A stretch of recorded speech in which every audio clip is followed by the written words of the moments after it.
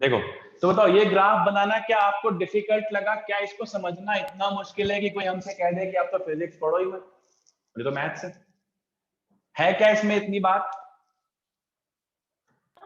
No sir. कोई भी ऐसा बच्चा जिसको वास्तव में लगा हो ये तो बहुत डिफिकल्ट है मेरे लिए?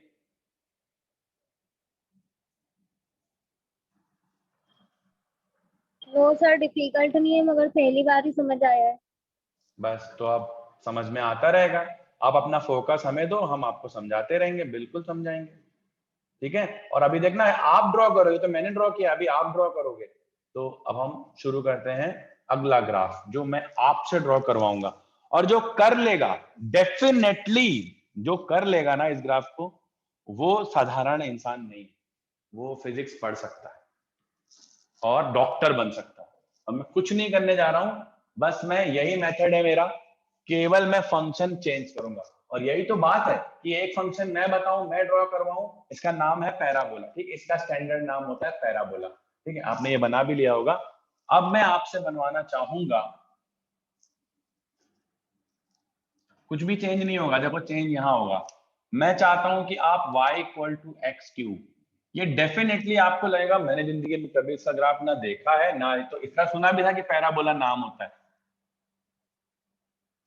लेकिन ये तो कभी नहीं देखा। तो क्या करना है, देखो इतना सिस्टम सेम रहेगा हर एक ग्राफ के लिए। अब क्या हो गया, x x भी आप वही ले सकते हो क्योंकि वो इंडिपेंडेंट है। क्या आप वो नहीं ले सकते, y वो नहीं ले सकते, ठीक? तो वहां आपको थोड़ा सा काम करना पड़ेगा। और यहाँ के कोऑर्डिनेट अभी मत लिखो, हम अपनी सुविधा के हिसाब से चेंज कर सकते हैं, क्योंकि जब बड़े बड़े कोऑर्डिनेट आते हैं तो गैप बढ़ा लिया जाता है, इसको 2 4 6 ऐसा करते हैं, ठीक है? x के ऐसे रख सकते हो। चलो मुझे बताओ, ये आप करोगे या फिर मैं बताऊं? चलो लेट्स प्ले टुगेदर यार, अभी छोटे हो, अभी बच्चे हो आप, धीरे धीरे हम आपको सिखा ले जाएंगे, तब आप करना। देखो -2 हमें पहला कॉलम चाहिए, तो रूल अब क्या हो गया, x का क्यूब, तो x का क्यूब तो पहले कॉलम के लिए -2 का क्यूब। देखो बच्चों मैं यहां तक जाता हूं बेसिक में, -2 इंटू -2 दो माइनस मिलके प्लस और तीसरा माइनस मिलके फिर क्या कर देगा माइनस, और 3 2 का मल्टीप्लाई आएगा 2 2 जा 4 2 जा 8, तो ये आ जाएगा, बताओ -8। एग्री कर रहे हो या नहीं? Yes sir. इस तरह से अगले कॉलम के लिए बताओ -1।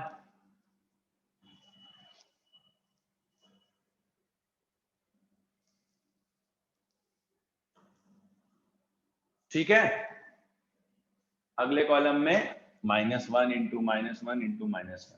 अब जीरोस को तो कहीं भी मल्टीप्लाई करो जीरो होते हैं, फिर 1 1 1 ये 1 हो जाएगा और 2 2 2 8 हो जाएगा। मुझे बताओ ये जो मैंने y का रो बनाया, इसमें किसी को प्रॉब्लम है क्या? No sir. y के रो में किसी को नो प्रॉब्लम सर। है क्या?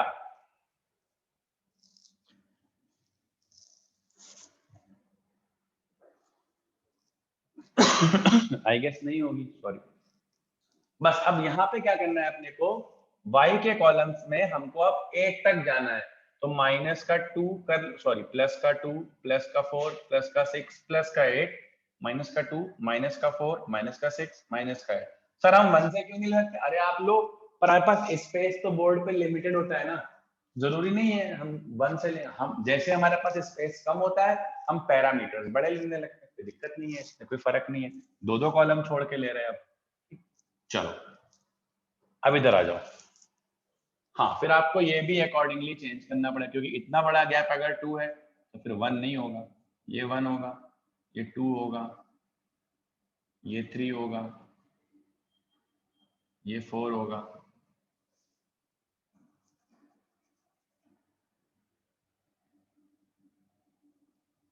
ये -1 होगा, ये -2 होगा, ये जितना आप ये एक्यूरेट बनाओगे उतना आपको एग्जैक्ट ग्राफ मिल चला जाएगा। चलो खैर देखते हैं हम लोग।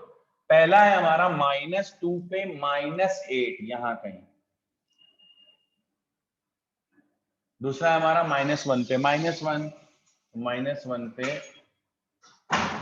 -1 यहां कहीं आ जाएगा, -1 पे ये नीचे -1 -2 के बीच में होगा। जैसे मैंने इसको माना -2, तो -1 बीच में होगा।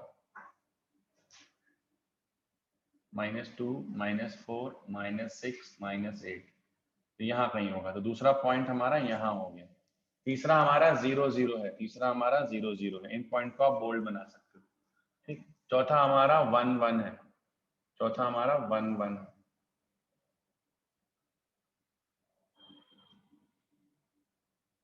ठीक, और हमारा अगला है 2 4, और फिर हमारा है 2 पे 4 नहीं, 2 पे है 8। तो ये ग्राफ, ये हमारे पॉइंट्स हो गए। फिर मैंने क्या सिखाया, आप स्मूथ ड्राइंग करो। कैसी करो? Smooth drawing. मतलब बस एक बार पेन को उठाओ, सारे पॉइंट से मिलाते हुए चले, कहीं पे पेन उठाना नहीं है। This is the graph of y equal to x cube. किसका ग्राफ है ये बच्चों?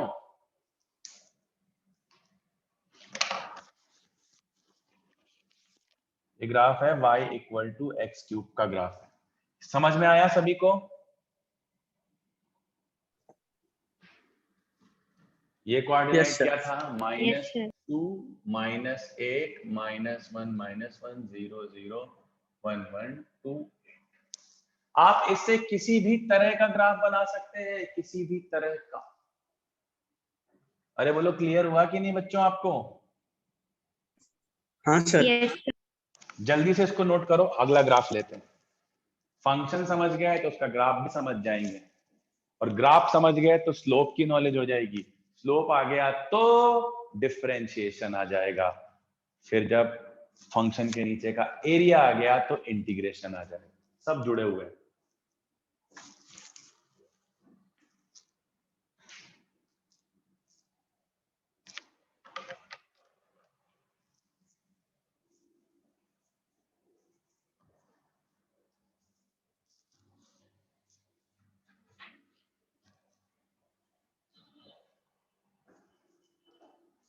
क्या ये बात आपको क्लियर होती है?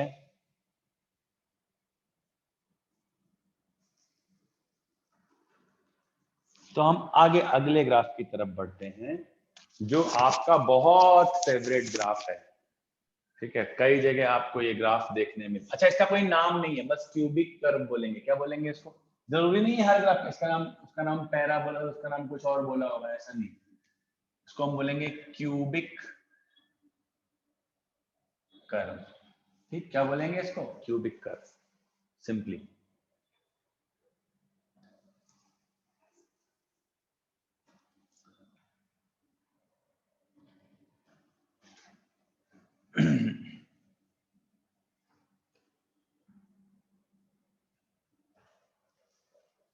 अगला है हमारा y equal to x curve. कौन सा curve? y equal to x curve. ये बहुत बहुत ज्यादा पूछा जाता है। आप बनाओगे या मैं आपके साथ बनाऊं? बोलो, आप बना लोगे इसको? चलो, आपको मैं पहले 1 मिनट का समय देता हूं, फिर आप बनाना, और फिर मैं इसको चेक करवाऊंगा आपको कि आपने कैसा बना। तो आपका 1 मिनट शुरू हो जाता है, आप बनाओ।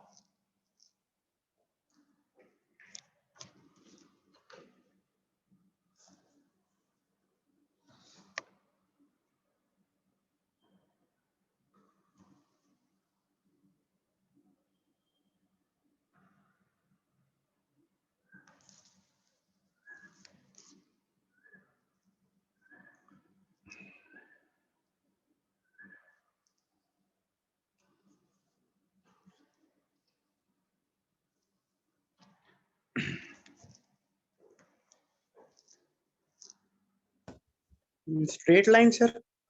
एग्जैक्टली, और उसके साथ एक property, straight line passing through origin, है कि नहीं?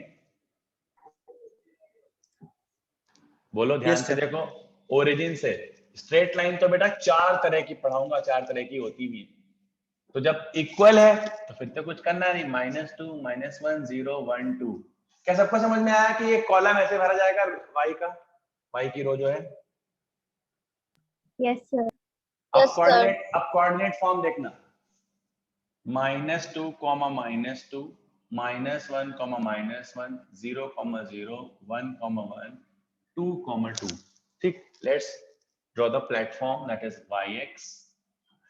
इंडिपेंडेंट वेरिएबल हमेशा वर्टिकल, डिपेंडेंट हमेशा हॉरिजॉन्टल।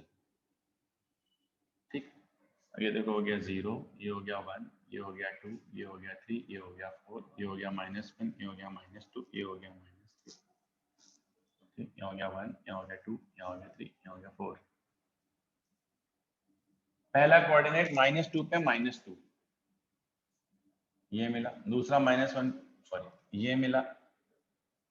दूसरा मिला -1 पे -1। तीसरा मिला 0 0, फिर मिला 1 1, फिर मिला 2 4। थोड़ा सा इधर बोलो, यही कोऑर्डिनेट्स हैं। Yes sir. अब हम क्या करने वाले हैं, जब सारे पॉइंट बन जाए तो हम इन्हें एक स्मूथ रखते हुए इन्हें जोड़ देने वाले। So this is a straight line passing through origin. ठीक, this is a straight line. y equal to x का कर्व क्या होता है, क्या नाम होता है इसका? स्ट्रेट लाइन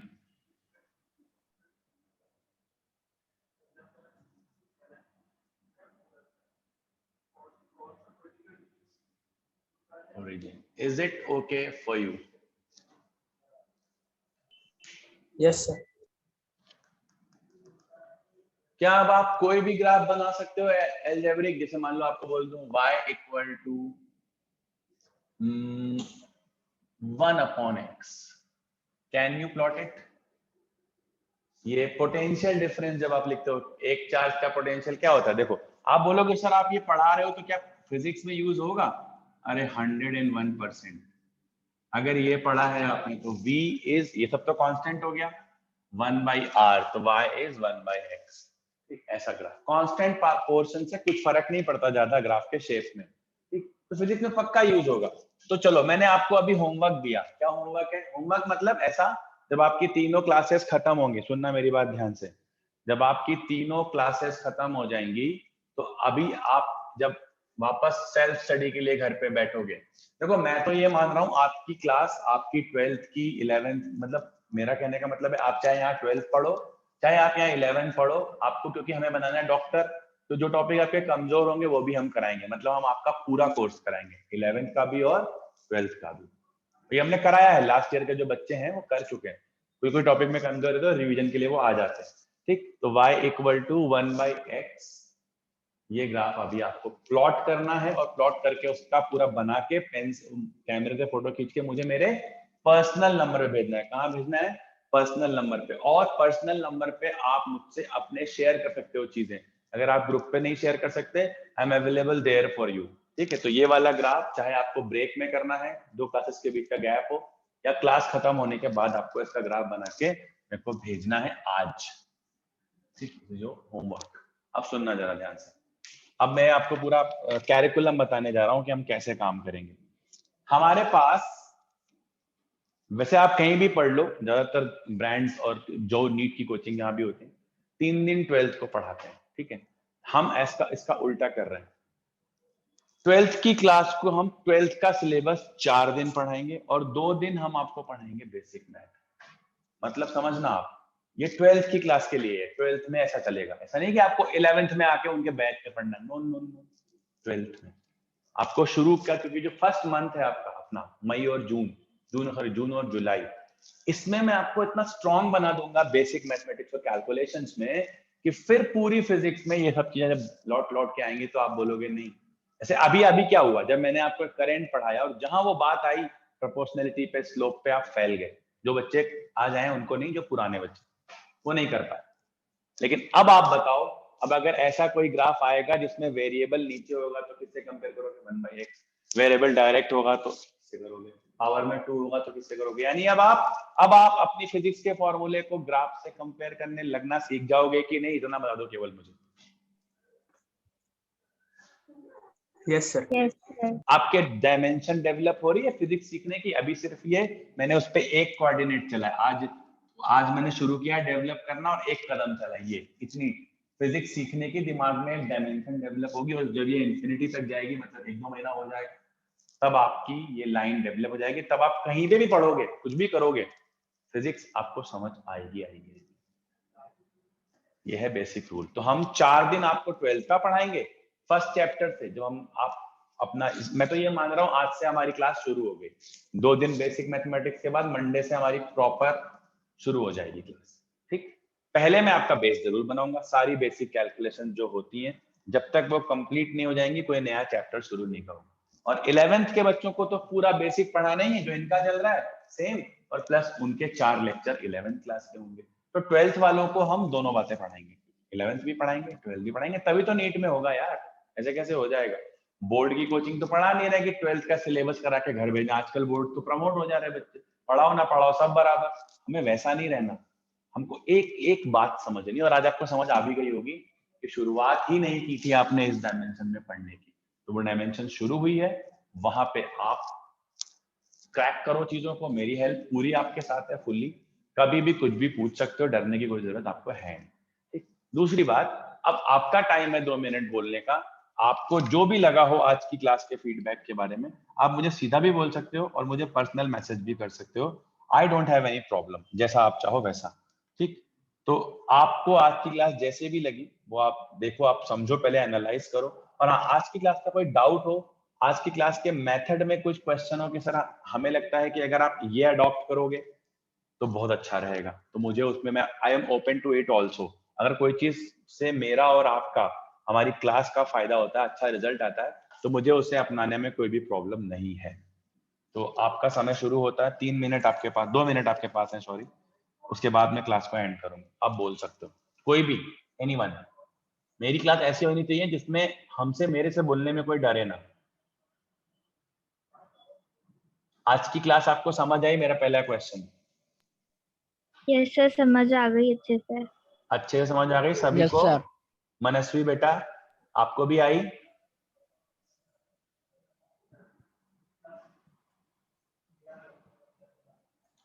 हेलो, मुझे लगता है उस तक आवाज नहीं। Yes sir. ठीक है, अब इसका रिकॉर्डेड वर्जन भी आपको शाम को ही अवेलेबल हो जाएगा, ग्रुप पे आ जाएगा, ठीक है। जो अभी अपन ने क्लास पढ़ी, हो सकता है किसी के यहाँ नेटवर्क प्रॉब्लम हो, हमने क्यों आपसे प्रॉमिस किया था कि हमारे यहाँ बेस्ट ऑनलाइन सिस्टम है, क्योंकि जो आपने पढ़ा, हो सकता है किसी बच्चे का मिल गया, मिस हो गया हो, किसी का नेटवर्क ना आ रहा हो, कल हमारे यहाँ ही नहीं आ रहा था, तो उसको हक तो है ना दोबारा पढ़ने का। सर आपकी आवाज बहुत कम आ रही है।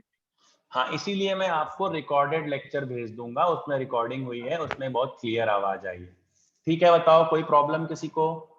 मोहित बेटा, समझ आया आपको proper? Mohit, yes sir. Yes sir, आ गया। मुनज्जा, अरीबा, कमलेश?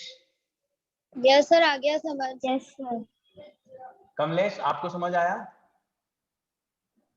Yes sir. ठीक है बच्चों, तो हैविंग सेड दैट, आपकी दूसरी क्लास शुरू होने वाली है, और आप ये होमवर्क करके मुझे 8-9 बजे तक जब भी फ्री हो, आप मुझे सारे बच्चे भेज सकते हैं, ठीक है। ऐसे रोज इंटरेक्शन करके आप पढ़ोगे तो आपको कुछ भी टफ कभी नहीं लगेगा, ठीक है। चलो, all the very best. Thank you. Welcome sir. Welcome Thank you, sir. Welcome.